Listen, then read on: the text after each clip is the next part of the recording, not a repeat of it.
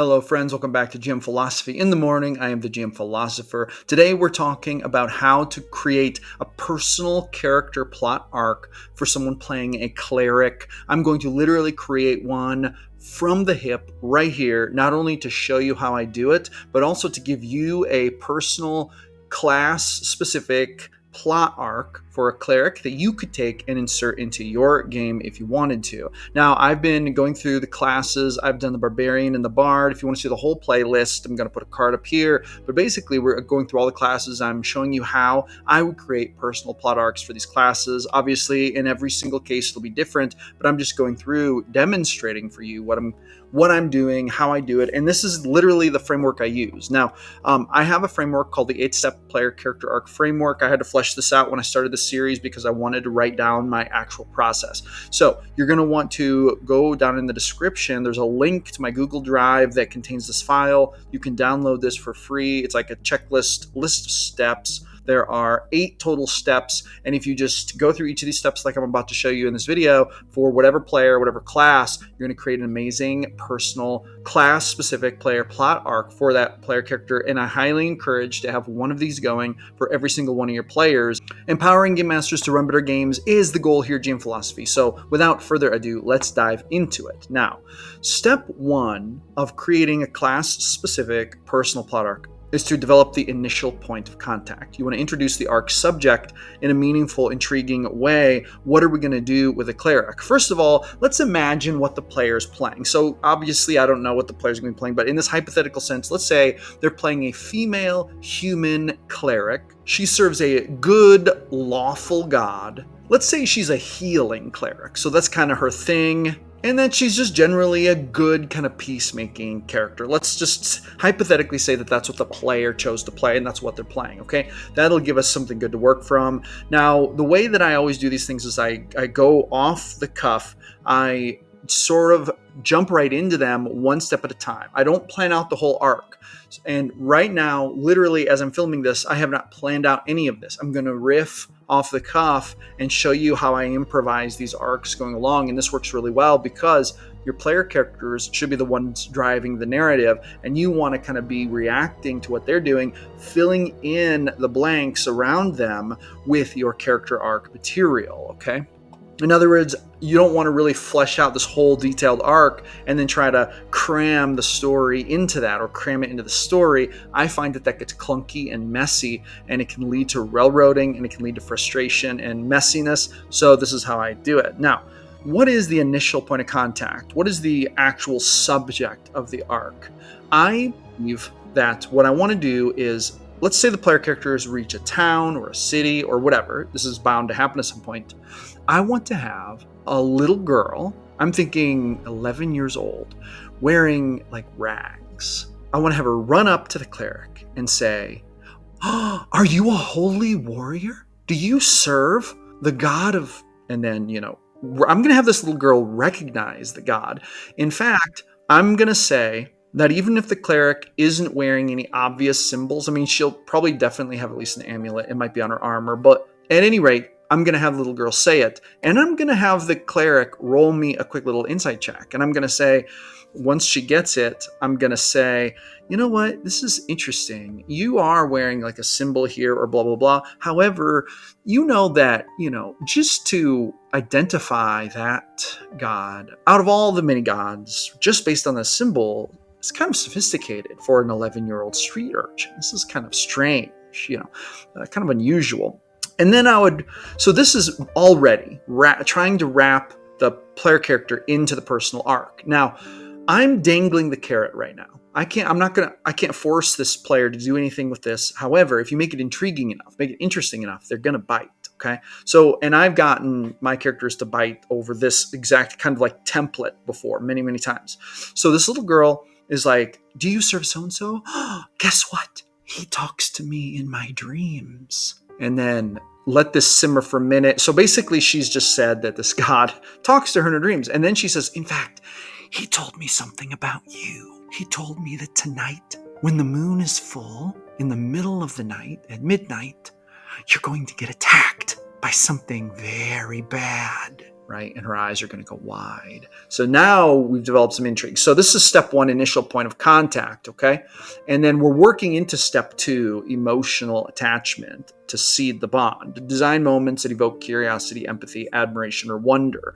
So here we've really trying to seed and evoke some wonder. Like, this is a strange thing going on. We had this little girl walk up, and that was like the initial thing. But then now we're basically having this little girl say she had a premonition or whatever. And is she right? Is she wrong? I'm going to say that I'm going to really push for this little girl. She wants to follow the cleric. And then if the cleric asks, well, where's your family? Where's your mom? She's going to just kind of brush it off. She's going to say, oh, my mom won't care if I come with you. In fact, I think she'd rather me come with you. You're a holy warrior. You're very special. You're really important. Right? And then she's like, where's your dad? She's like, oh, he won't care either. He won't mind at all if I come with you. And I'm basically going to have this little girl like follow them, tag along. Even if the cleric is like, no, do not follow us. She's going to kind of wait, kick rocks, and then follow along at a distance. And she's going to try to sneak around and act like she's trying to hide and follow, but it's going to be very bad hiding. Like, she's obviously not sneaking. So it's like the cleric's going to see it happening, right? And I'm going to keep on playing this, right? And this is going to develop a little bit of that emotional attachment. In fact, at one point, maybe if the player characters talk to another NPC or they go into a shop and they're haggling or something, I might have this little girl run in and help them in kind of a strange way. Like, maybe they're at the shop and they're getting ready to buy some supplies, but then she runs in and then she's like, hey, Mr. Wilson, are you charging them the stranger tax? That's not nice. She's good cleric. And then it turns out the shopkeeper like blushes red, and it turns out he was going to charge them a 10% upcharge because they don't live in the village. And that's what he does to all outsiders, just kind of get that little extra gold. And so when he hears that, he's like, well, oh no, well, I'll tell you what, since you're a good cleric, I'll knock off the usual tax, playing it off like, but basically this little girl like does something nice for them. So we're trying to build this emotional bond, really get buy-in from the cleric, buying into this, right? And then the little girl might say something like, see, I'm really useful. You really need to let me follow you because tonight you're going to need my help. This thing that's going to attack you, this is not good, right? So she's like, we got this situation going. Now, step 3 of the 8-step player character arc framework is the conflict. And it's pretty obvious to see where this is going.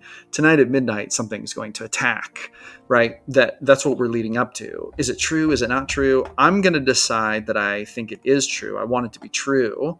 Now, before we get into the combat part, the conflict, I just want to remind you that I have a free ebook I give away. It's called the 10-Minute GM Mastery Kit. This is basically my top 10 tips ebook developed from 20 plus years of experience running games.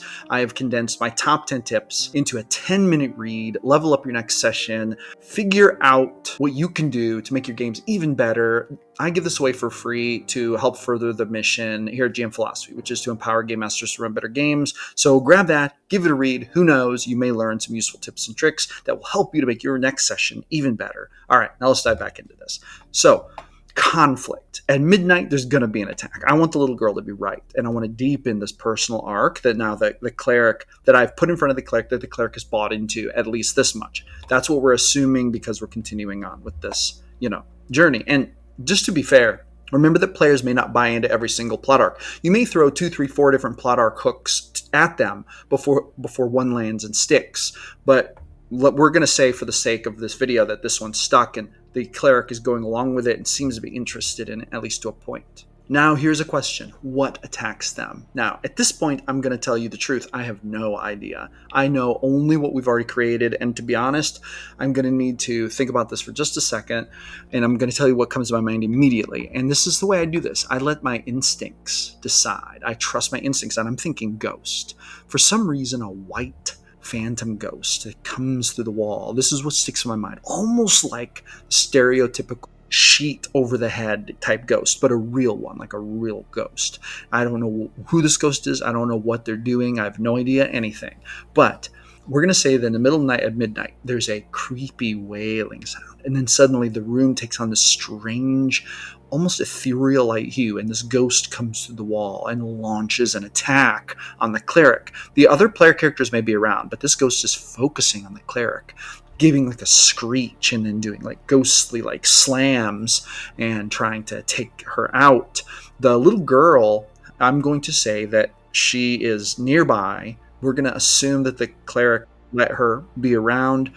Obviously, there might be some difficulty there. The character might have told the little girl she can't be there, or they might have locked her out of the room. So if they did something like that, then what I'm going to do is just before the ghost attacks, I'm going to try to do the next best thing. I'm going to have the little girl banging on the door saying, wake up, it's coming. And then it'll come through, right? So that's what I'm going to do.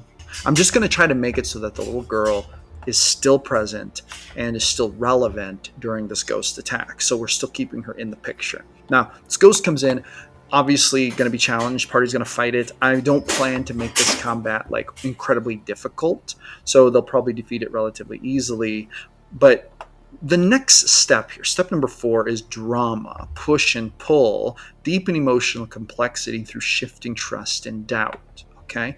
So what are we going to do with this? I want to move into step 4. I want to do something really crazy, actually. So here's what we're going to do.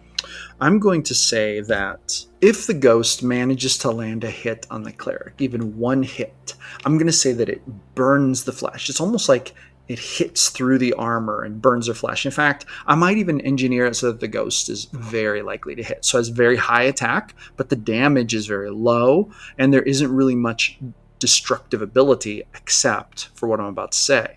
So the ghost gets one hit on the cleric maybe before the rest of the party just dogpiles it and takes it out. And then when they kill it, it'll spin out, kind of dematerialize with kind of a soft cry. But the cleric will feel something burning in her skin, and if she takes off her armor and looks at it, she realizes there's a mark. What is this mark? I have no idea. This is as far as I've gotten. But I want to create some drama. So here's what I go to immediately. My gut instinct is telling me this. There's a mark of a star with a line down the middle, like a squiggly line, kind of like it looks like the star is broken. And then there's a little something in the center of the star, like a little circle. And I think there's actually a little skull in the middle, okay? This is kind of vague, and that's on purpose because I have no idea what this is, okay? I have no idea what this is. So I'm keeping it vague so that I can fill in the blanks later. But when the little girl gets into the room, if she's not already in the room, or when she sees the cleric, hurting, or if she sees the mark, she's going to gasp. And she's going to say, oh no, you got it too. And then, maybe the cleric's going to be like, what's going on? And the little girl then is going to kind of pull down her shirt and show that she has the same mark on her chest, kind of like her shoulder, chest area. And it looks a little older, like the cleric's, because she just got hit, it looks like it's freshly burned in. But this little girl's looks like it's older, and it's already healed over, but she still has the scar. Now, what does this mean? Well, the drama push-pull step is where we are at right now, okay? And then we want to look at step number 5, development and revelation. Arc subject evolves. Let the arc subject gain depth, change, and reveal something new, okay? Now, at this point, here's what I'm going with. The little girl is going to say, oh no. And then she's going to say, you have it just like me, and she's going to look down, just like my mom and dad did. And then there's going to be this weirdness. And here's what I'm going to have the little girl put out there. And like I said, I'm just thinking about this off the cuff. It's going to turn out that this ghost also attacked her parents and her one night in their house. It killed both of her parents, but she ran away and got out of the house. Okay. And then ever since then, she has been hearing voices, and she came to realize it was the voice of this god, the same god that the cleric serves. And the reason she hears these voices is because every night before bed, her parents would, basically have her pray before she goes to sleep to protect her from this god. She'd pray to this god. This was the god that her parents worshipped. And so she's going to say, I haven't been back to my house since then. We lived out in the woods just outside of town. Now I'm an orphan. This could lead in a number of different places. This could lead to the player characters wanting to go investigate her home, wanting to go check on things but this is going to be a big bomb drop here.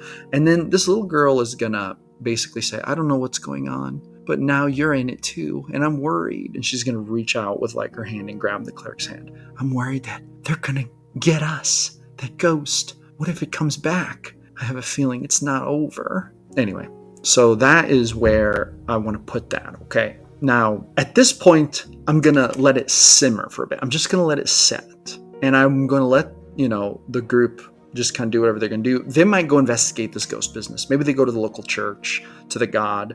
Maybe they go investigate the parents' house. But I'm going to say, let's just assume that what they decide to do is they decide to just continue on their business.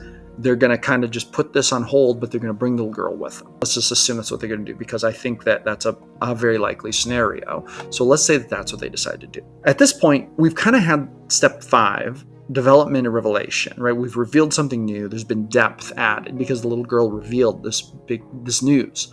But now we want to go back to step 4, because there really hasn't been drama push-pull. We want to kind of develop this a little bit. So what's going to happen is I'm going to have this little girl start to follow this cleric around. And, now obviously, players can do all kinds of wild things. They may go try to drop her off in an orphanage or something. But if you role play up that relationship where the little girl really loves the cleric and she's trying to be her buddy and she's trying to be helpful and she's trying to carry her stuff, and you make her try, like she's trying so hard to be accepted, and it's obvious that she has nobody and she's latching onto this person because, well, according to her own words, the god told her to do so. You might even work the god into it. Like maybe if the cleric prays, the god will say, "This little girl is special to us, to our order. She did not come to you by accident. I want you to teach her," right? So maybe you even incorporate this a little bit, right? If you want to. I would probably do that, honestly. So that's a really cool thing. But then where would the drama come in? Push-pull, deepen emotional complexity through shifting trust and doubt. Here's what I would do. I would make this little girl relatively bad at everything. Like she's such a sweetheart. She means the best, but she is slow. She is weak. She tries to help, but then she trips over things. And she says, "I'll carry your shield." But then she drops it, scrapes it up. And she's always offering to do things, but then things are always going wrong because she seems to just suck at doing things, right? She's just it's almost like she hurries too much, and she's like a bull in a china closet, and she's clumsy and but I would pick one thing that she's really good at. I'd pick one thing that she's very good at. And I think that it would be this. And this is just what I'm picking up on. I think she would be really good at healing. So for example, not like magical healing. In fact, I'm going to be a little quirky here. I'm going to say that she has no magical abilities. None. And I'm going to even make myself a rule. She's not going to develop any. None. No matter how much she prays, no matter how much she does this or that, literally, even if she becomes a cleric to this god, she's not going to gain any cleric powers. This is going to be a kind of unique feature of this NPC.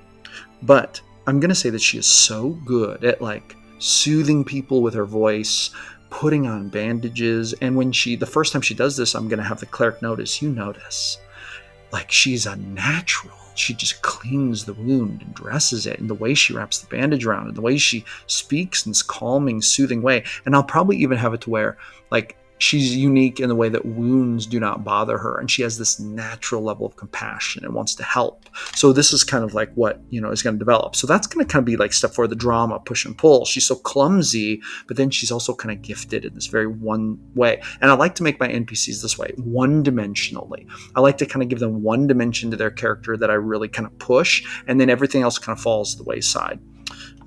Because they're not supposed to be the spotlight. So when they are in the light at all, it's only because the PCs care.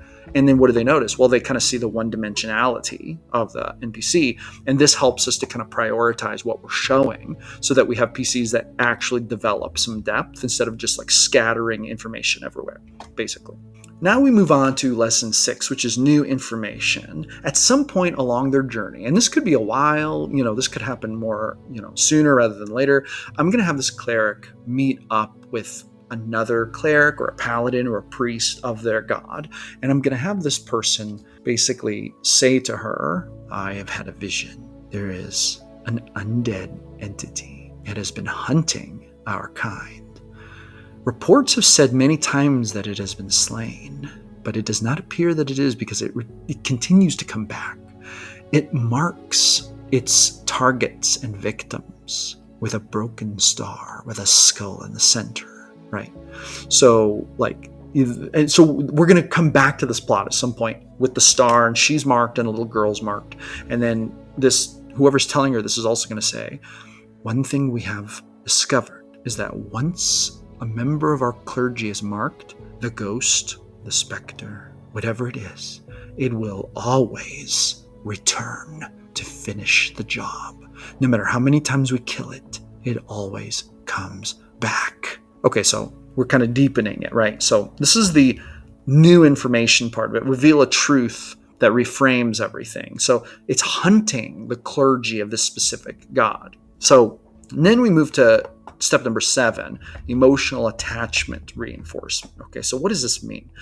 At some point, this thing is going to come back around. And here's what I think. I think that this little girl continues to get messages from her God, and she gets them very clearly, and she seems to get them a lot, and they seem to be true. In fact, I'd have this happen almost kind of like often. And contrary to what I said earlier, where I said she has no magical ability, this almost seems like maybe a little bit of a magical ability, but it's the God, it's not her. But the God is talking to her for some reason. And it's probably because the God sees in her the potential to be a great healer, and so is sort of trying to guide her. Also sometimes speaks to the cleric about this girl, kind of puts the cleric in a situation where she's been charged with being the master to the apprentice of this girl kind of thing. So then there's a situation, and I would tie this into whatever the party's currently doing. So this is not like probably the main plot arc. The party is probably involved in a main plot arc, but I would, whatever enemy they're fighting, I would kind of develop it and kind of slowly, lightly work it in, maybe put a couple cutscenes in there, whatever. I would work it in to where this ghost is actually like a kind of a phantom servant of some other god or deity. And maybe I would choose an opposing god, like an evil god who is the most likely to directly oppose the god that the cleric is serving. And so this like ghost creature has basically been sent to try to take out followers of this god in an ongoing like spiritual war that's been going on for millennia. And then this creature seeks out and allies itself with the enemy that the group is facing right now in their main quest. So maybe they're doing something like they're trying to steal back stolen stuff from a goblin king. Like maybe the goblin raiders raided the local village. Let's just say that this was the main plot arc they're pursuing right now, and they're going to try to attack the goblins, maybe defeat them, maybe sneak in, but they're going to take back the stuff for the city, and they're going to become heroes and whatnot. This phantom is going to reveal itself to the goblin king, say they're planning to come for your treasure, but I want the cleric. We can work together. So I would have them team up, and then that's going to be like deepening it, basically bringing it to set it up for the climax. And then when this happens, I would have the little girl like wake up in a feverish, nightmarish dream, screaming, and she's going to say, "Oh no, it's happening. We're going to die. We're going to die if we go after those goblins," right? So the little girl's like freaking out. She's apparently seen this happen in like a vision in her sleep, and she's going to tell the cleric about it and be like, "If we go there, we will die. I've seen it. Our heads on spears," right? This kind of thing. And she's going to like hug the cleric, and she's going to shake. And she's like, "I don't know what to do. I want to run, but I don't feel like that's what our God would want. These goblins have been terrorizing these people. Someone has to stop them, but I've seen it. I've seen us dead if we go there," right? So we're setting it up to where it's like this little girl has been right about almost all our predictions, so she's predicting that they're going to die if they engage in this fight. Okay, so I'm going to deepen it like that, make it very serious. And the girl is shaken. She's totally shaken, the little girl. And so I want to frame this to where the little girl is looking to the cleric for help, looking to her for reassurance, looking to her for comfort, because this is a very scary situation to her. And this is going to deepen that emotional attachment. So this is step number 7, emotional attachment reinforcement. Bring the bond back to center stage, but now matured or at risk. So this is like the twilight before the great battle. And it turns out it's going to be even worse. Not only are they going to fight the goblins, but they're going to fight the specter who has allied itself with the goblins. Now I want to talk about how I would work into the climax and basically bring the character arc, to conclusion. Okay. And I have a really good idea for how I would want to kind of transition into that. But before I do, I just want to let you know I have published a brand new ebook. It's called The Advanced Art of TTRPG Game Mastery: Deep Philosophy, Insights, and Tactics for the Experienced GM.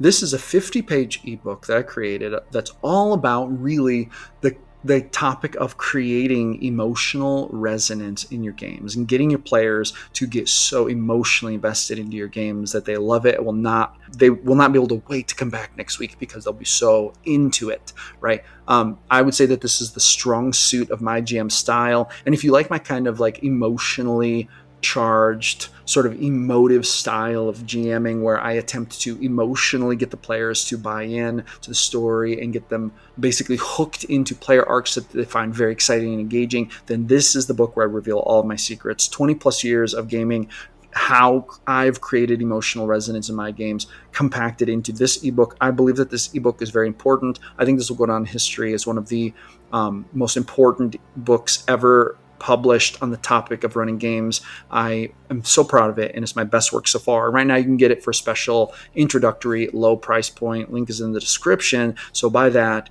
and I hope that you love it. I firmly believe that it is one of the best pieces out there about running games that have emotional resonance. And with that, let's move on and talk about how I would transition into step 8, climactic conflict, moment of truth. So here's how I would do this. As we transition toward this climax, this little girl would basically start down this sort of like conversation path with the cleric. And like, are all visions that are really going to come true? Every time I've had a vision, it has come true. But does that mean we don't have a choice? Or is our path set? Is our destiny determined? Do we have any kind of choice? Once I've seen the vision, does that mean that we can't change the future? So she's going to ask the cleric. She doesn't know. I want to kind of introduce this philosophical conversation. I want to challenge the player character with this sort of line of questioning, this line of reasoning, figure out what they think about it. And so, this is going to be kind of a thing leading up into it where the little girl's partly looking for an answer, partly looking for comfort, partly afraid that what she saw is actually going to happen. Her and the cleric are both going to die. Their heads on spears as a result of the Goblin King and this like specter wraith teaming up with each other. So with that being said, at some point, I'm sure the player characters are going to decide to go into the fight. I'm sure they've decided, they'll likely decide some version of like, well, the little girl had the vision, but we can change it because we're awesome, very powerful. And if there's anyone who can change it, it's us. Most, I think, groups would probably take that road. So it's safe to say that they'll probably take that road. So we're going to go in, they're going to have the fight, right? The little girl's going to be with them. Even if they don't let her go, she's going to sneak and go with them. I'm not really gonna she's not gonna take no for an answer if there's any possible way. And then during the fight, I want her to basically at one point I'm gonna have the cleric being danger from a goblin or the wraith thing, probably the wraith thing, and the little girl will run up, and usually she's terrible at everything, but she'll actually run up and do something good and maybe knock the wraith's weapon aside or block a blow that was gonna hit her. And maybe I'll wait until the wraith scores a hit on the cleric, and then when she would hit, the little girl comes up and hits it. And actually, here's what I'm going to do. I'm going to roll a dice in that moment because I don't know if the little girl is going to succeed. And I'm going to roll a 20-sider, and if I roll over a 10, she blocks it. But if I roll under a 10, it actually hits her, slices her neck open, and she falls to the ground, bleeding out. This could be either her being a great hero or a very tragic end for her, or the beginning of the end. We don't know. Maybe she can be revived, or maybe they can save her if there's time. But so I'm going to let the dice decide. And that's going to be a two-directional kind of way it could go. Obviously, fight progresses. Players most likely win with whatever casualties they have. And then if the little girl was able to block the blow, she's going to look at the cleric with a wide grin and say, we did it. We determined our own destiny. We didn't have to die. And then if she went down, I'm going to have the cleric try to help her. If the cleric actually manages to save her, she's going to look up and with, glistening eyes, she's going to say, did we do it? Did we beat our destiny? And then the cleric will probably say, yes. And she's going to say, so No head on a spike. Now, if the cleric fails to save her, in her dying breath, I'm going to have her wake up just for a moment and say, did we do it? Did we beat it? And then, the cleric will probably say yes or whatever. And then, I find it hard to believe. In 5th edition, usually you can save someone. But just in case, if she doesn't get saved, for some reason, if she's actually bleeding out, then just for cinematic purposes, then I'm going to have her say, please don't let them put my head on a spike. Bury me in that pretty graveyard behind the church. And then she's just going to slump over. That's going to be it.